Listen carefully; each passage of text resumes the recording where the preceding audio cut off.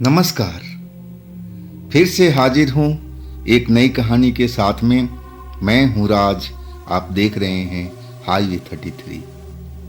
दोस्तों, आज की कहानी है अजय कुमार जी का। अजय कुमार अपने परिवार के साथ में दिल्ली में रहते हैं। बात ये घटना जो हुई 2010 की बात है। वैसे अजय का जो पापा जो दिल्ली में सेटल थे, वैसे रहने वाले थे बिहार के, लेकिन काफ़ी साल पहले बिहार उन्होंने एक तरह से छोड़ ही दिया था। अब दिल्ली में ही अपना खुद का अपना मकान था, अपना काम था। और विजय जो थे अजय जो थे अब शादी के लायक हो चुके थे, उम्र उनकी हो चुकी थी। और जो गांव के रिश्ता था, मामा जी लेकर के एक आए हुए थे। लेकिन मामा जी चाहते थे कि अजय एक बार उनके गांव पर आए और लड़का लड़की एक बार आपस में देख ले एक दूसरे को। लेकिन मैं अजय जी बताते थे कि मैं उस टाइम नौकरी करता था और मुझे छुट्टी नहीं मिल रही थी, और वो सर्दियों का टाइम था। मामा जी आए थे करीब नवंबर, जब ख़त्म हो रहा था, और कह रहे थे कि बेटा दिसंबर तक आ जाना कैसे भी करके, नहीं तो रिश्ता हाथ से कहीं निकल ना जाए। लेकिन मैं जिस जॉब में था उसमें छुट्टी मिलना बहुत मुश्किल हो रहा था। लेकिन अब जैसे तैसे करके मैनेजर को पटापटू करके हमें दिसंबर में एक हफ्ते की छुट्टी ले लिया। अब मैं सोच रहा था कि मामा जी के पास जा ही रहा हूँ तो थोड़ा उधर का एरिया घूम कर भी आऊँगा। इसी वजह से मैंने एक हफ्ते की छुट्टी ले लिया था। और पापा जी भी जाना चाहते थे, लेकिन अगर हम दोनों लोग चले गए तो दिल्ली में आखिर कौन रहेगा। आप बाकी भी परिवार तो था, इसलिए पापा रुक गए। वो कहने लगे कि अजय बेटा तुम ही जाओ, मामा जी के घर चले जाना। अब बाकी मामा जी तो हैं ही हैं, सब कुछ संभाल लेंगे। कोई परेशानी होगी तो हम आपस में फ़ोन पर बात कर लेंगे। इसके बाद मेरी जो टिकट थी हमने ले लिया, ट्रेन में सवार भी हो गए। सर्दियों का टाइम था, धुंध काफ़ी पड़ रही थी। जिस ट्रेन में सवार था उस जो मामा जी का स्टेशन था, शाम को 7 बजे तक पहुंच जाती थी, और हमें उम्मीद भी थी कि हम 7 बजे तक पहुंच जाएंगे। अब उस स्टेशन से कम 7 किलोमीटर दूरी था मामा जी का गांव, लेकिन लोकल वहाँ पर सवारी मिलती रहती थी, ऐसी कोई टेंशन वाली बात नहीं थी। लेकिन वो सवारी मिलती थी 9 साढ़े 9 बजे तक रात को। इसके बाद अब कोई सवारी नहीं मिलती, वहाँ पर सुबह ही मिलती थी। अब मुझे पक्का ही उम्मीद था कि मैं शाम को 7 बजे तक या ज़्यादा से ज़्यादा 7:30 8 बजे तक पहुँच ही जाऊँगा अपने स्टेशन पर। इसके बाद कोई ना कोई सवारी मिल जाएगी। अगर नहीं भी मिलेगी तो मामा जी को फ़ोन करूँगा, मामा जी कोई ना कोई व्यवस्था कर ही देंगे, खुद आ जाएंगे बाइक वाइक ले करके। मैं बहुत निश्चित था। अब सर्दियों भरी रात, जगह जगह पर ट्रेन रुकती चलती रही, वो कोहरे के कारण से। अब ट्रेन जो थी 3.5 घंटे लेट हो चुकी थी। जिस स्टेशन पर हमें 7 बजे पहुंचना था, आप लगा लोगे करीब 11 के आसपास का टाइम होने वाला था। और जब मैं स्टेशन पर उतरा ना, तो लग ही नहीं रहा था कि मैं किसी स्टेशन पर खड़ा हूँ। पूरा धुंध धुंध हर जगह फैला हुआ था। प्लेटफार्म की जो ट्यूबलाइट थी बहुत मद्दी जलती हुई नजर आ रही थी, ऐसा हालात था। ट्रेन तो अब चली गई, मैं प्लेटफार्म पर खड़ा रहा। हाँ, मैं देखना चाहता था कि लोकल स्टैंड पर अभी भी कोई सवारी है कि नहीं है। और मैं फिर प्लेटफार्म से निकल कर के लोकल स्टैंड पर पहुंचा, तो वहाँ तो सन्नाटा पसरा हुआ था। हर तरफ बिल्कुल गहरा सन्नाटा, ठंडी हवा। अब सर्दियों का टाइम था तो चल ही रही थी। अब मैं कुछ दूर तक जाता रहा, देखता रहा, जायज़ा लेता रहा, लेकिन मुझे कहीं पर कोई भी सवारी नज़र नहीं आई। आखिरकार मैं अब स्टेशन पर लौटने का सोच लिया और इसी बीच मामा जी को फ़ोन लगा दिया।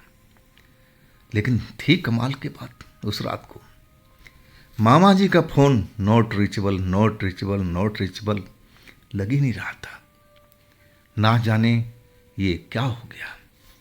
अब तो मैं बुरी तरह से फंस चुका था। लोकल स्टैंड पर कोई सवारी नहीं, मामा जी का फ़ोन नहीं लग रहा है। अब एक ही नंबर था मेरे पास में। बड़ी समस्या थी। मैं पापा को फ़ोन लगाया दिल्ली में, दिल्ली फ़ोन लग गया था और पूरी हालात पापा को बताया कि पापा मामा जी का फ़ोन नहीं लग रहा है, ट्रेन हमारी लेट पहुंची, मैं सकुशल तो उतर चुका हूं, लेकिन अब मामा जी के गांव जाने के लिए कोई साधन नहीं मिल रहा है, अब मैं क्या करूं। पापा बोले कि बेटा घबरा मत, मैं इधर से फ़ोन लगाने की कोशिश करता हूं और तू भी लगाते रहा। अब किसका भाई फ़ोन लग जाए तो बात बन जाएगी। और तब तक तू ऐसा कर, रेलवे प्लेटफार्म पर चला जा, वहाँ वेटिंग रूम कोई ना कोई होगा और उसमें तू आश्रय ले ले। बाहर ठंड बहुत ज़्यादा है, बेटा बीमार ना पड़ जाए। वैसे तो मैंने स्वेटर वगैरह सब डाल रखा था, सर्दी के बचाव के लिए ऐसा सब कुछ इंतजाम था मेरे पास में। और मैं पापा का कहना मान करके प्लेटफार्म पर आ गया। लेकिन छोटा स्टेशन था, वहाँ पर ये फैसिलिटी थी नहीं जो मुझे चाहिए थी। वेटिंग रूम मुझे कहीं पर नज़र नहीं आया। और हाँ, ऐसा कुछ बेंच वगैरह ज़रूर लगा हुआ था पेड़ के नीचे। अब मैं वहाँ पर, अब खुले आसमान था, पेड़ का ओट था, अब बस वहीं पर मैं बैठ गया और फिर पापा को फ़ोन लगा करके बताने लगा कि पापा क्या मामा जी से बात हुई। तब उन्होंने कहा कि नहीं बेटा, मैं तो बहुत कोशिश कर लिया हूँ, बात बन नहीं रही है, फ़ोन नहीं लग रहा है। से तुम भी लगाते रहो, मैं भी लगाते रहूँगा, शायद नेटवर्क में समस्या होगी। पापा ने यही बताया था। इसके बाद मैं कुछ देर तक वैसे ही मामा जी को फ़ोन लगाता रहा, लेकिन कोई फ़ायदा नहीं हुआ। और तब मुझे लगा कि रात मुझे इसी ठंड भरी रात में प्लेटफार्म पर बितानी पड़ेगी। और आखिरकार मैं अपना बैग से शॉल वगैरह निकाल करके और ठंड का पूरा उपाय कर लिया था। उस बेंच पर उकड़ो होकर के बैठ करके अब पूरा अपना शरीर पैर वगैरह को ढक लिया था कि ठंड ना लगे। और मैं इंतज़ार करता रहा। बीच बीच में मामा जी को फ़ोन लगाने का कोशिश भी करता था, लेकिन अभी भी बात बन नहीं रही थी। और ठंड तो थी, सर मैंने पूरा एक तरह से ढक लिया, चेहरा पूरा अच्छी तरह से ढक लिया था। अब जो ट्रेन की आवाजाही थी, अब लग रहा था कि बहुत कम हो गई है। और कुछ देर के बाद में एक ट्रेन की आवाज़ सुनाई पड़ी। ट्रेन आकर के उसी प्लेटफार्म पर रुकी। तब मैंने अपने चेहरे से शॉल हटाया, देखा वो भी पैसेंजर ट्रेन थी। अंदर जो लाइटें जल रही थी, खिड़की सभी का बंद था, दरवाज़ा जितने बोगी थे सबका बंद था। ठंडी का टाइम था, लोग बाग अपने सीट पर सिकड़े हुए बैठे हुए थे, अपनी स्टेशन पर जाने का इंतज़ार कर रहे थे कब हमारा स्टेशन आए। मुझे नहीं लगा कि उस जगह पर प्लेटफार्म पर कोई सवारी उतरी हो। और फिर वो ट्रेन चल पड़ी। फिर मैं अपना चेहरा, अब ठंड तो लग रहा था, ठंडी हवा चल रही थी, ढक लिया। अब फिर प्लेटफार्म पर गहरा सन्नाटा हो गया था। बिल्कुल शांति पसरी हुई थी।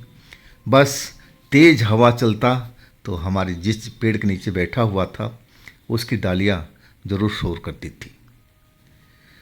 कुछ देर ऐसे ही बीत गया, करीब 5-7 मिनट। और तब मुझे सैंडल की ठक ठक ठक ठक चलने की आवाज़ सुनाई पड़ी। जब सुनाई पड़ी ना, तो मैं सोचा कि शायद इसी जो अभी ट्रेन गुजरी है, इसी में से कोई सवारी उतरी है। शायद ईंधन, जो इंजन का हिस्सा था बहुत आगे की तरफ था, शायद उधर कोई सवारी उतरी होगी और यहाँ तक पहुँचने में उसको इतना टाइम लग गया होगा, क्योंकि जो भी उतरेगा अब तो लोकल स्टैंड पे ही जाएगा। अब मैं अपना शॉल हटा दिया। अब देखने लगा जिधर से आवाज़ आ रही थी। मुझे धुंध में एक लड़की का अब चेहरा नजर आया। सलवार सूट पहने हुए, सफ़ेद रंग की, बाल खुले हुए, चेहरा ढके हुए थी और सैंडल पहने हुई थी, हाई हील वाला मुझे लग रहा था। और वही चल रही थी तो आवाज़ आ रहा था। और उसके हाथ में एक छोटा सा लेडीज वाला बैग और कुछ नहीं था। जब वो ठक ठक करती मेरे पास गुजरने लगी तो एक पल के लिए मेरे पास, जिस बेंच के पास मैं बैठा था, वहाँ पर रुक गई। अब मेरी तरफ देखने लगी। अब हम दोनों का नज़र मिली। तब वो बोल पड़ी कि आपको कहाँ जाना है, लोकल स्टैंड यहाँ पर कहाँ पर है। मैं बोला कि अब वहाँ जाने से कोई फ़ायदा नहीं है, कोई भी सवारी वहाँ पर नहीं है, मुझे भी तो जाना था। अब मैं वहाँ पर लौट कर आ चुका हूँ, वहाँ कोई सवारी नाम की चीज़ नहीं है, से वहाँ जाना तो बेकार है, आपको तो इंतज़ार करना पड़ेगा सुबह तक का, कोई सवारी नहीं है वहाँ पर मैडम। अब मेरी जो लड़की बात सुनी ना तो वही ठिठक सी गई। वो मेरी तरफ देखते हुए कहने लगी कि कोई सवारी नहीं, अब मुझे कोई सवारी नहीं मिलेगी। मैंने बोला मैडम आप जाके कोशिश कर लीजिए, देख लीजिए अगर आपको कोई सवारी मिल जाए तो। और वो मेरी तरफ एक बार और देखी, अब फिर बिना बोले हुए आगे की तरफ चल पड़ी जिधर लोकल स्टैंड था। वो काफ़ी देर अब जा चुकी थी, करीब करीब 5-7 मिनट से 10 मिनट के आसपास होने जा रहा था और वो लौटी नहीं। मुझे थोड़ा चिंता हुई कि भाई मैं वहाँ पर गया था और तब वहाँ तो गहरा सन्नाटा पसरा हुआ था, ये लड़की जात है और वो भी अकेली स्टैंड पर गई और अभी तक लौटी नहीं, उसको तो वापस आ जाना चाहिए था, वहाँ तो कोई सवारी मिलने से रही, तो आखिर वो कहाँ पर है। मेरा मन में जिज्ञासा भर गया कि चलो देख करके आ जाए कि आखिर वो लड़की कहाँ है, क्या कर रही है। जवान खूबसूरत लड़की थी। और मैं अब अपना साल वाल समेट करके उठ बैठा, चल पड़ा लोकल स्टैंड के पास में। मैं जब वहाँ गया ना तो देख करके मुझे हैरत हुई। वहाँ पर एक ऑटो रिक्शा वाला खड़ा था और लड़की उससे बातचीत कर रही थी। जो ऑटो रिक्शा वाला था वो शायद ज़्यादा पैसा मांग रहा था और लड़की शायद कम दे रही थी। और मुझे अब दौड़ करके, एक तरह से मैं दौड़ता हुआ उस जगह पर पहुंच गया। मैं जब आया था तो एक भी सवारी नहीं थी और लड़की की किस्मत देखिए कि उसको ऑटो रिक्शा वाला मिल गया था, लेकिन मामला शायद पैसे पर अटका हुआ था। तब तक मैं पहुंच गया और उनके पास जाके खड़ा हो गया। लड़की जो थी कम पैसे दे रही थी, मेरा सोचना बिल्कुल सही निकला। आज जो ऑटो रिक्शा वाला था 3-4 गुना पैसा ज़्यादा मांग रहा था। जाना किधर था, वो मेरे मामा का गांव था, उधर से आगे अब लड़की का कोई रिश्तेदारी थी या कोई घर था, ये तो मुझे नहीं मालूम, लेकिन मेरे मामा के गांव से उसको और आगे जाना था उसी रोड पर। और तब मैंने बीच में ऑटो रिक्शा वाला को बोला कि भैया मुझे भी साथ में ले लोगे। वो मेरी तरफ घूर कर देखा, बोला नहीं, पहले इनसे तो बात हो जाए, अगर ये मना करती हैं तो मैं आपसे बात करता हूँ। लड़की अपनी जिद पर अड़ी रही और जो ऑटो रिक्शा वाला था अपने जिद पर। आखिरकार जो लड़की थी अब पीछे हट गई। शायद उसके पास उतना पैसा नहीं था या आप ना जाने कौन सा कारण था। और तब मैंने ऑटो रिक्शा वाला से बोला कि भैया, मैं अपने मामा का गांव का नाम बताया कि भैया वहाँ जाना है, पैसे बताओ। लेकिन वो भी 3-4 गुना पैसा वहाँ का भी मांग रहा था जितना किराया था। मैं कुछ कम कराया और तब जाकर के वो मान गया। और तब मैंने उस लड़की को देखा जो कुछ दूर पर जाके खड़ी, शायद दूसरे ऑटो वाले के इंतज़ार कर रही थी। लेकिन ये शहर तो था नहीं, ये गांव खेड़ा था।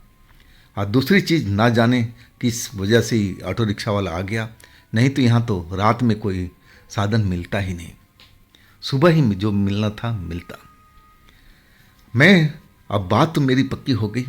अब मैं सोचा कि लड़की जात है, इसकी बात ऑटो रिक्शा वाला से कर लिया जाए, कुछ पैसा और ले लेगा और उस लड़की को भी आगे तक छोड़ देगा।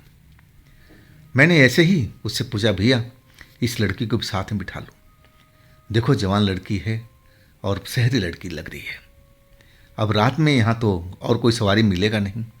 तो वो भी बोला, हाँ मैं तो बस आया था किसी काम की वजह से, पास से गुजर रहा था, तब ये लड़की ने मुझे हाथ दे दिया तो मैं रुक गया, नहीं तो मैं रुकता भी नहीं, मुझे मालूम है कि रात में यहाँ सवारी नहीं मिलती है।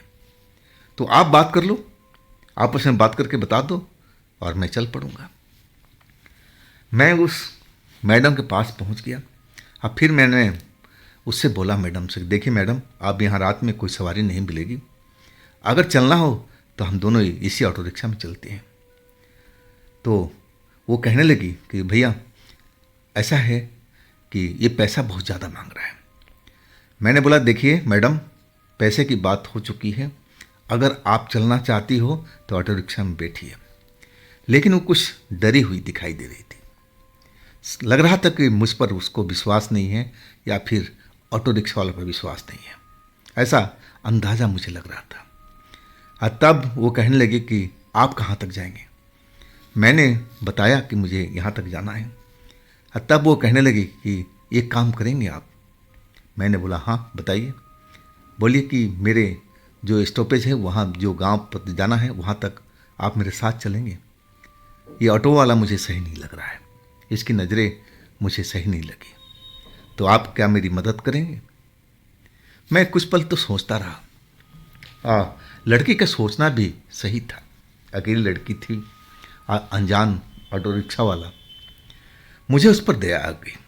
मैंने बोला, हाँ हाँ क्यों नहीं, मैं आपके साथ तक चलूँगा जहाँ तक आपका घर है, और मैं आपको पहले उतार करके फिर वापस हो जाऊँगा, आप बैठ जाइए। मैं ऑटो रिक्शा वाले से बोला, भाई मैं भी साथ चलूँगा, इनके घर छोड़ करके तब वापस आऊँगा, आप मेरी बात मंजूर है। तब ऑटो रिक्शा वाला बोला, हाँ हाँ क्यों नहीं, बैठ जाओ आप दोनों लोग। अब जी हम दोनों पिछली सीट पर बैठ गए, अब चल पड़े। मेरे मामा का गांव पहले आता था, मेरा मामा का गांव तो निकल गया था, अब इंतज़ार था उस लड़की का ठिकाना का, उसका गांव का। और गांव से पहले ही गांव स्टार्टिंग हो रहा था। अब एक तो रास्ता ज़्यादा था उसके गांव के अंदर से, और एक रास्ता था बाहर से, एक तरह से छोटा बाईपास उसको बोल सकते हैं, और दूसरी साइड में जा कर के वो बीच वाले रास्ते पर जा कर के गाँव में मिल जाता था। अब उसको बाईपास ही बोल सकते हैं, गांव से बाहर बाहर ही रास्ता था। और वो लड़की अब कहने लगी बाहर वाला रास्ते से ले लो। अब जो ऑटो रिक्शा वाला था वो भी हैरान, मैं भी हैरान कि मैडम आपको तो इस गांव में जाना है तो अंदर से ही जाएंगे ना। तब वो कहने लगी, नहीं हमारा जो घर है ना दूसरी साइड में है। अब कर क्या सकते थे। ऑटो रिक्शा वाला झुंझलाता हुआ और बोला ठीक है। फिर वो बाईपास एक तरह से ले लिया। बाईपास अब ख़त्म होने वाला था और एक बांस का जंगल जैसा वहाँ पर दिख रहा था, और भी कुछ पेड़ थे, जंगल जैसा दिख रहा था, और उसके आगे घर शुरू हो रहा था। और वहाँ पहुँच करके बोली, बस यहीं रोक दो। ऑटो वाला रुक गया। मैं भी हैरान था कि इसको गांव के अंदर उतरना चाहिए था, लेकिन ये लड़की ये बांस के जंगल के पास उतर रही है, और ये हाँ तो एक तरह का जंगल झाड़ियाँ ऐसा दिख रहा है, घर तो आगे दिख रहा है, रोशनी मुझे आगे नजर आ रही थी। तो ऐसा क्यों कर रही है। उतर गई वो। अब ऑटो रिक्शा वाला पैसा मांगने लगा, तो वो तो मुड़ करके देखी भी नहीं और जल्दी से वो बांस के जंगल में घुस गई। ऑटो वाला अब चीखने लगा कि अब सवारी तो भाग गई, चिल्लाता रहा। मैं भी एकदम सोच में पड़ गया, भाई ये मामला क्या हुआ, ये बिना पैसा दिए हुए लड़की क्यों भाग गई। और देखते ही देखते बांस के जंगल में ना जाने कहाँ अब तो नज़र में नहीं आ रही थी। अब ऑटो वाला जो था मुझसे झगड़ा करने लगा कि भाई तुम्हारे कहने से मैं इसको लेके आया था, अब इसका पैसा भी अब तुम मुझे दे दो। मैं बोलने लगा भाई कि मैं उसका पैसा क्यों दूं, मैं तो अपना ही पैसा दूंगा। लेकिन वो ऑटो वाला मुझसे लड़ाई करने लगा। मैं बड़ा पेशो पेश में पड़ा हुआ था कि कैसी लड़की है भाई, देखने में तो पढ़ी लिखी शहर वाली लड़की लग रही है, आइए ओछी हरकत क्यों करके गई। अगर इसके पास पैसा नहीं था तो मना कर देती, मैं इसका पैसा दे देता। मैं ऑटो वाले से बोला भैया शांत हो जाओ, झगड़ा मत करो, मैं एक बार जा रहा हूँ और देखता हूँ वो बांस के जंगल के अंदर कहाँ घुसी हुई है। वैसे रात चांदनी थी और रोशनी सी नज़र आ रही थी, ठंडी तो ज़रूर थी और हवा भी चल रहा था। जो बांस का जंगल था ना, जब हवा चलता तो आपस में बांस टकराते थे, एक अजीब सी आवाज़ निकलता था, डरावनी आवाज़। ऑटो वाला रुक गया था। मैं ऑटो से उतर करके उस बांस के जंगल में पहुंच गया। जिधर गई थी लड़की उसी तरफ मैं पहुंच गया, लेकिन मुझे वो लड़की कहीं पर दिखाई नहीं दे रही थी। अजीब तमाशा भाई, मैं मन ही मन सोच रहा था, आखिर इतनी खूबसूरत जवान लड़की, पढ़ी लिखी, और ऐसी ओछी हरकत क्यों की, कहाँ चलेगी भाई। अब मुझे कहीं पर भी उस बांस वाले जंगल में दिखाई नहीं पड़ रही थी। मैं हर तरफ घूम घूम करके देख रहा था, लेकिन दिखाई पड़े तब ना। मुझे लगा कि ये लड़की जरूर फ्रॉड है, अपना पैसा तो बचा गई हो। मैं अब वापस मुड़ने वाला था कि चलो अपनी जेब से पैसा दे दूंगा, मामला ख़त्म करते हैं। मैं मामा के गांव अब उतर जाऊंगा और ऑटो वाला को पैसा दे दूंगा, वो भी अपना रास्ते निकल जाएगा। और जैसे ही मुड़ करके मैं जैसे ही मुड़ा, वो लड़की मेरे सामने खड़ी, जैसे हवा में ना जाने कहाँ से प्रकट हो गई। मैं उस एरिया को अच्छी तरह से देख लिया था, लेकिन कहीं पर वो लड़की मुझे नज़र नहीं आई, और अचानक मेरे सामने में अब खड़ी हुई थी। जैसे ही मैं मुड़ा, मैं देखा तो मुझे बहुत गुस्सा आ गया। मैं उसको कहने लगा, मैडम ये तो आप फ्रॉड कर रहे हैं, उस ऑटो वाले के साथ में आपको पैसा देना चाहिए। लेकिन उसने तो मुझे बोलने का मौका तक नहीं दिया, मुझे धक्का दिया और मैं अगले पल जमीन पर। अब एक तरह से कहा जाए ना कि मेरे सीने पर वो लड़की सवार हो गई थी। खूबसूरत लड़की जो मुझे पहले दिखाई दे रही थी, अब उसका चेहरा मुझे बड़ा अजीब डरावना सा लग रहा था। मैं कुछ बोलना चाहता था, लेकिन मेरी जो आवाज़ लग रहा था कि गले के अंदर घुट गई है, बाहर निकल नहीं रही है। तब तक तो वो मेरे सीने पर सवार होकर के अब मेरे गला को दबोचे जा रही है। ना जाने ऐसा क्यों कर रही थी, और उसका भोला भाला चेहरा, सुंदर चेहरा अब डरावने ऐसा शक्ल में बदलने लगा था। अब देखते ही देखते अब एक तरह से वो लड़की अपना रूप, रंग और अपना जो कहते हैं ना स्टाइल, सब कुछ बदल चुकी थी। अब एक चुड़ैल की तरह पूरा हो चुकी थी, हाँफ रही थी, सांसों की आवाज़ उसकी तेज चल रही थी। अब मेरा गला जोर से दबाई जा रही थी। मैं भरपूर प्रयत्न कर रहा था कि मैं किसी तरह से उससे बच जाऊं। चिल्लाना चाहता था, लेकिन चिल्ला तो लेता, गले में आवाज़ ही घुट जाती थी। मैं समझ गया कि ये मामला बदल गया है, उलट हो गया है। जिस लड़की को मैं इंसान समझा, ऑटो वाला भी नहीं इंसान समझा, ये इंसान तो है ही नहीं, ये तो कोई चुड़ैल है जो एक भोली भाली लड़की के रूप में मुझे मिली थी, उस ऑटो वाले को मिली थी। अब मेरी किस्मत ही खराब थी कि मैं उसके साथ सफ़र किया। अब इसका सज़ा मुझे मिल रही थी। वो मुझे मारने का भरपूर कोशिश कर रही थी, अब मैं अपनी जान भरपूर बचाने की कोशिश कर रहा था। मैं उस भोली भाली और मासूम से दिखने वाली लड़की, अब उससे मैं हार चुका था, क्योंकि वो अब मासूम नहीं, एक चुड़ैल के रूप में मेरे सीने पर सवार थी। अब गले से खरखराहट, अजीब अजीब सांसों की आवाज़ वो निकल रही थी।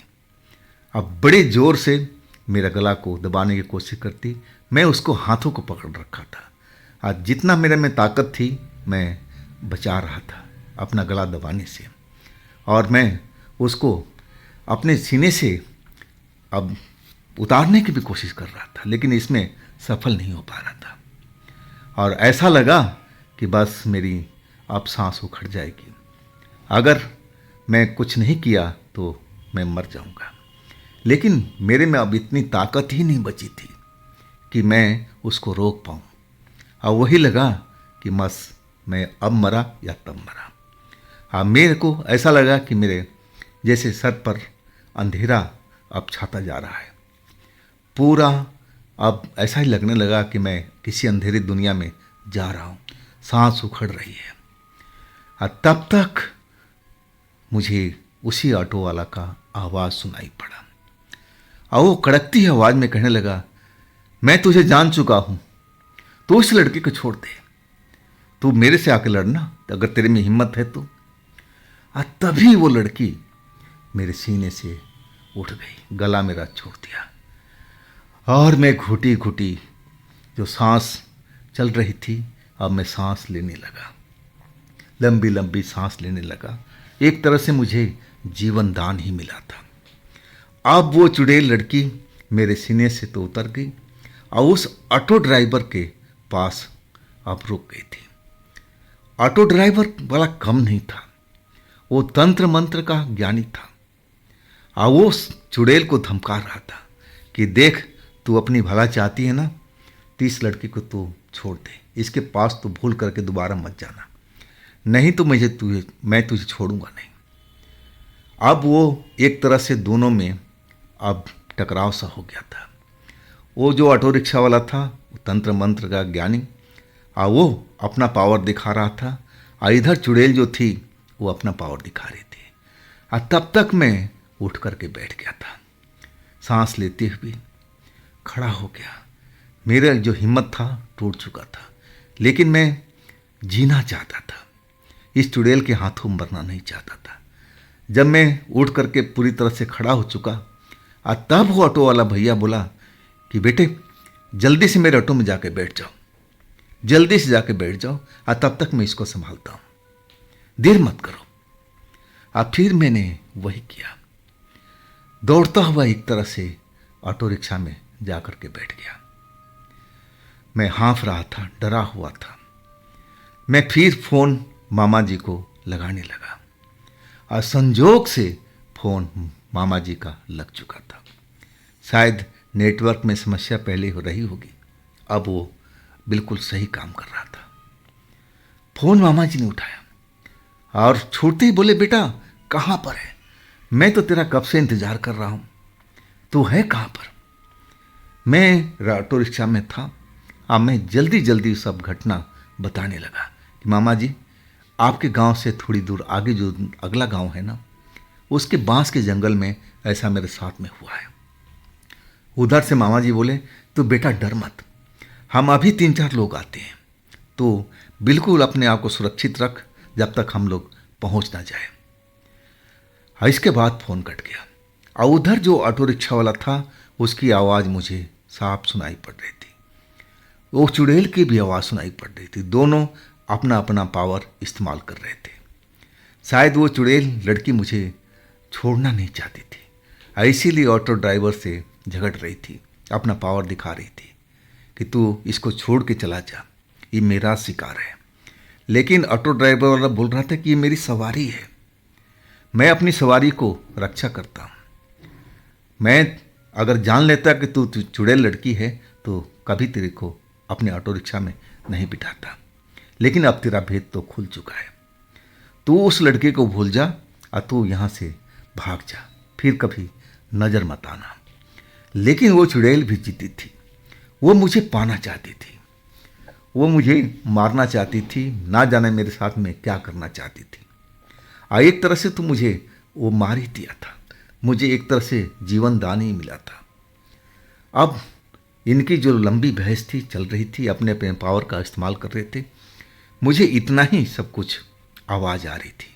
अंदर क्या हो रहा है मैं तो देख नहीं रहा था, बस आवाज़ को समझ रहा था और उससे मैं सुनता ना चुड़ैल की आवाज़ तो मेरे बदन में सिहरन सी दौड़ जाती। उसका भयानक चेहरा मेरे सामने आ जाता और ये लड़ाई कम से कम 15-20 मिनट तक दोनों आपस में अपनी शक्ति का इस्तेमाल कर रहे थे। अब दोनों लग रहा था कि बराबर की शक्ति के हैं, कोई किसी से कम नहीं है। लेकिन तभी 2 मोटरसाइकिलों की आवाज़ सुनाई देने लगी। हेडलाइट अब मुझे नज़र आ रही थी और हेडलाइट अब चमकती हुई हमारे जहाँ ऑटो रिक्शा था और वहाँ पर अब पहुँच गई। तब मैंने देखा कि वो एक तो मेरे मामा जी थे और एक उनका पड़ोसी था और वो 4 लोग थे, टॉर्च भी लिए हुए थे। जैसे ही मैंने मामा जी को देखा ना, मैं ऑटो रिक्शा से निकल करके अब मामा जी से जा कर के लिपट गया कि मामा जी जान बचाइए, जान बचाइए। वो मामा जी कहने लगे, बेटा घबरा मत, मैं आ गया हूँ ना, अब सब संभाल लूँगा, तू डर मत। कहाँ है वो चुड़ैल, वो ऑटो ड्राइवर कहाँ है? मैंने कहा मामा जी इसी बांस के जंगल में। और इसके बाद उन लोगों का हिम्मत देखिए, 4 लोग जो बाइक से आए थे, जिनमें एक मेरे मामा जी, बाइक खड़ा करके अब मुझे कहने लगे तू बाइक पर बैठ, हम अभी आ रहे हैं। अब फिर टॉर्च जलाते हुए बांस के जंगल में पहुंच गए। अब जैसे ही पहुंचे एकदम चिल्लाहट होने लगी और कुछ देर के बाद सब शांति हो गया। और उधर से जब वो लोग लौटे तो साथ में ऑटो ड्राइवर वाला था और उसके कपड़े शरीर के कई जगह से फटे हुए थे, उसके चेहरे पर खरोच, कई जगह से उसके बदन में जख्म भी लगा हुआ था। शायद उस चुड़ैल ने अपने ऑटो ड्राइवर पर हमला किया था, उसको भी मारने की कोशिश किया था। लेकिन हो सकता था कि जब मामा जी अपने लोगों के साथ पहुँचे और तब वो चुड़ैल भागी थी, नहीं तो शायद चुड़ैल ऑटो ड्राइवर का जान भी ले सकती थी। अब जो ऑटो ड्राइवर था सुरक्षित आ गया था। अब मामा जी अब एक तरह से उसका शुक्रिया अदा कर रहे थे कि भाई साहब आपने मेरे बच्चे की जान बचाई, आप चलिए हमारे गांव चलिए। लेकिन वो कहने लगा कि नहीं नहीं ऐसी कोई बात नहीं है, ऐसा मैं फाइट 2-4 बार ज़रूर किया हूँ, ये तो मेरा सवारी है भाई, मैं इसकी जान बचाना अपना कर्तव्य समझता हूँ। अगर मुझे मालूम होता कि वो लड़की एक भोली भाली लड़की ना होकर के चुड़ैल है तो मैं कभी लाता भी नहीं, लेकिन मेरे को पहचानने में देर हो गई। खैर कोई बात नहीं, लेकिन मामा जी उसका एहसान चुकाना चाहते थे, बार बार कह रहे थे कि भाई साहब आप हमारे गांव चलिए, आप रात वहीं गुजारिए और सुबह में निकलिएगा। लेकिन वो ऑटो ड्राइवर कहने लगे नहीं भाई मुझे अपना गांव जाना है, ऐसा हादसा तो मेरे साथ में होता रहता है, आप डरिए मत, आप लोग बेफिक्र रहिए, अपने घर जाइए। इसके बाद पैसा कौड़ी जो देना था मामा जी ने दिया, ज़्यादा ही दिया, लेकिन वो कह रहा था कि नहीं जितना तय है मैं उतना ही लूँगा। लेकिन मामा जी दोस्ती कहने लगे भाई साहब आपका शर्ट फट गया है, कपड़े फट गए हैं, इसके तो ले लो, आपने मेरे बच्चों की जान बचाई है, मैं हमेशा आपका एहसानमंद रहूँगा। इसके बाद ऑटो ड्राइवर वो भी चला और हम बाइक पर ही चले, एक बाइक पर 3 आदमी, एक पर 2 आदमी। सही मायने में ऐसा दृश्य, ऐसा अनुभव मैंने अपनी ज़िंदगी में कभी नहीं किया था। और मामा जी बता रहे थे कि ऐसा इस एरिए में अक्सर देखा जाता है। वो चुड़ैल एक ही नहीं है, कई और भी है और टाइम टाइम पर ऐसी घटना होती रहती है। अगर तुम बेटा भगवान का नाम लेते ना, हनुमान चालीसा पढ़ते, तो हो सकता है कि चुड़ैल तुम्हें बकस देती, लेकिन तुम तो ठहरे शहरी, तो भगवान का तुम नाम लिए नहीं। अगर तुम बजरंगबली का नाम लेते तो वो चुड़ैल तुम्हें छू भी नहीं सकती थी। हनुमान जी में इतनी ताकत है। और इसके बाद सही मायने में मामा जी ने जो शिक्षा दिया था, हाँ मैं उसका आज भी पालन करता हूँ। उस लड़की से मेरी शादी हो गई थी जिसको मैं देखने के लिए आया था और शादी भी धूमधाम से हुई। लेकिन अब मैं जो मामा जी बताए थे ना कि हनुमान चालीसा में शक्ति है, तो मैं हनुमान चालीसा हमेशा पढ़ता हूँ। तो दोस्तों ये थी अजय कुमार जी का अपनी आप बीती। ये आप बीती आपको कैसी लगी, आप कमेंट में ज़रूर बताइएगा। अगर आपके पास भी ऐसी कोई अपनी अनुभव है, कोई घटना है, कोई कहानी है, तो आप मुझे इंस्टाग्राम पर या मेरे व्हाट्सएप नंबर पर आप अपनी घटना, अपनी कहानी को आप शेयर कर सकते हैं। दोस्तों, ये भी चैनल आप ही का है, तो इसको भी अपना प्यार दीजिए, लाइक कीजिए, सब्सक्राइब कीजिए, शेयर कीजिए। और फिर हम मिलते हैं अगले रोज एक ऐसी ही रोचक घटना में। आप लोग अपना ख्याल रखिएगा। नमस्कार।